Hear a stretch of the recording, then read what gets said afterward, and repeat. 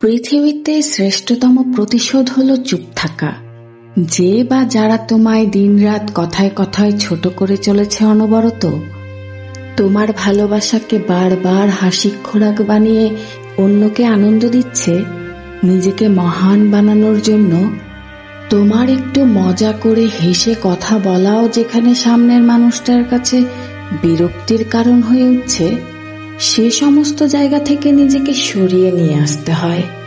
যেখানে তোমার কথার দাম থাকে না, তোমার পছন্দ অর্থাৎ তুমি যাকে মন থেকে নিজের মনে করো, সেই মানুষটাও যখন তোমাকে অবজ্ঞা অবহেলার সাগরে ভাসিয়ে দেয়, সেখানে না থাকাটাই ভালো।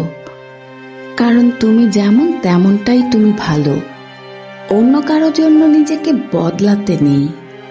আর যে বা যারা তোমার উপস্থিতিতে অস্বস্তি বোধ করে, তাহলে সেখানে নীরব থেকে আস্তে আস্তে দূরে সরে আসাটাই বেশি ভালো। কারো সাথে তর্কে জড়ানোর থেকে নিজেকে চুপ রাখাটাই সবচেয়ে বেশি আনন্দের। সেই জন্য নিজেকে নীরব রাখতে শিখো আর ধৈর্য ধরতে শিখো। দেখবেন সময় ঠিক তার সময় মতো সব কিছু ফিরিয়ে দেবে।